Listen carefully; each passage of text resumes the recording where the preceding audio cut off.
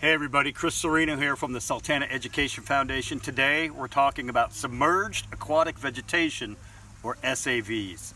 So SAVs are these grasses, these underwater grass meadows that are rooted on the bottom.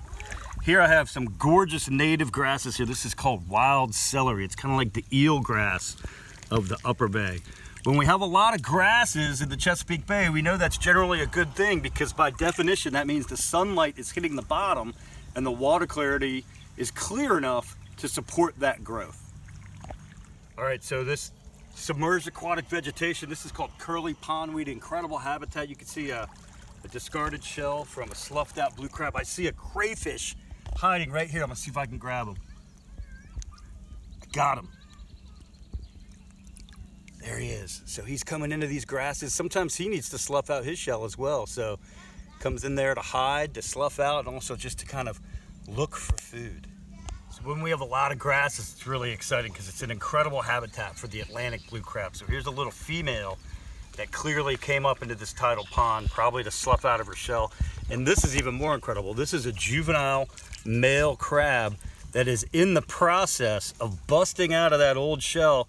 You can see the new soft shell underneath, right? So this crab will come up into these grasses so that when it emerges from this old shell and its new shell is soft, it's gonna have some place to hide like this. So I'm gonna put him right in there.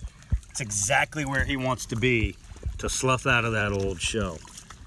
It's really, really exciting to see this in the Chesapeake Bay. So there's a lot of different varieties of SAVs in the bay. It kind of depends on whether the water's fresh or salty. Here we're in a tidal freshwater environment. I just got 5 species here just in the last couple minutes. This is a type of pondweed.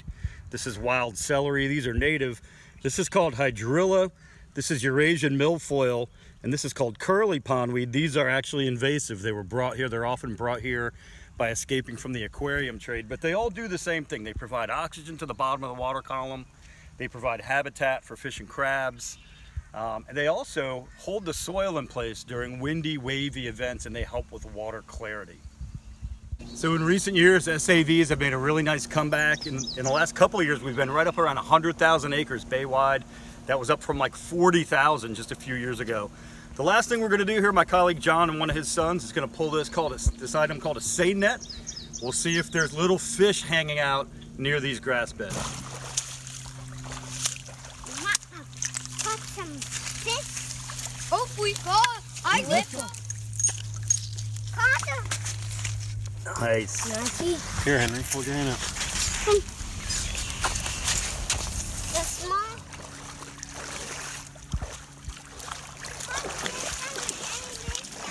We'll find out.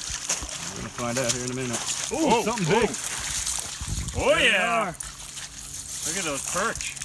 And a crab. All right. Got that? Whoa, that crab. Thor, look. Look here. I got 9. Whoa, that's crab. All right. So as you can see, when you pull a net near these SAVs, it's incredible habitat. We caught a bunch of white perch, a lot of little tiny baby silversides, and also another juvenile crab. Just an incredible part of the ecosystem that supports a lot of different types of living creatures.